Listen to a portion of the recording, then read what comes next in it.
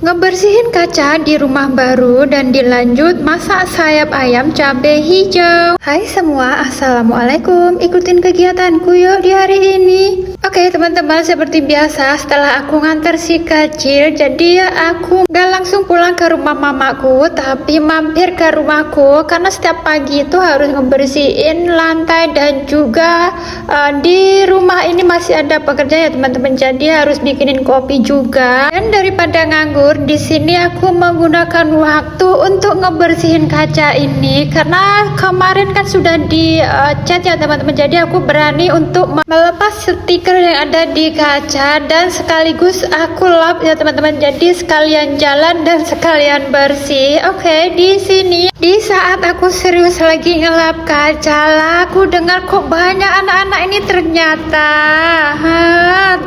jalananku ini tuh rame teman-teman. Lokasi dekat masjid, kalau ada acara sering dilewatin. Alhamdulillah dapat pekarangan di tengah seperti ini. Dan oke, videonya aku lanjutin lagi di siang hari setelah aku jemput si kecil. Jadi ceritanya di hari ini aku tuh pengen makan yang pedas-pedas, tapi nggak bisa sepedas yang aku inginkan karena mengingat mamaku dan bapak nggak suka pedas ya teman-teman. Jadi di sini aku siasatin pakai cabai gede hijau, dan untuk bumbunya sendiri pun aku pakai yang simpel-simpel ya teman-teman, bisa kita lihat tadi di video. Dan kali ini aku pengen bumbunya itu aku chopper, tapi choppernya itu nggak yang halus-halus kayak gitu ya teman-teman, just cukup pecah-pecah kayak gitu saja. Dan ini dia hasil dari chopperan cabai aku ya teman-teman. Dan langkah selanjutnya, di sini aku udah tuangin minyak ke dalam teflon, dan ini waktunya aku untuk menggoreng si ayam. Sudah aku pernah pakai bumbu instan tadi ya teman-teman. Dan setelah 30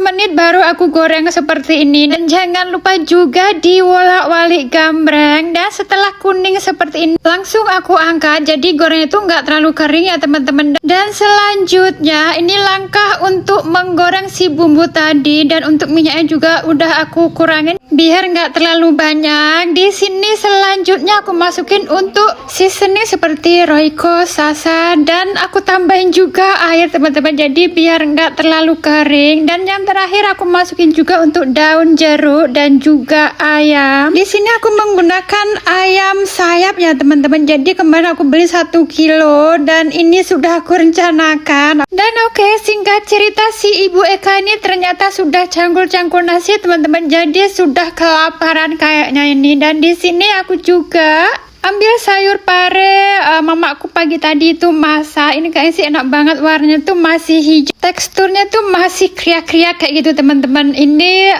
masakan yang paling aku suka. Masak sayur tuh jangan overcook. Dan oke teman-teman, aku lanjutkan makan dulu dan videoku sampai di sini. Jumpa lagi di next my video. Bye bye. Wassalamualaikum.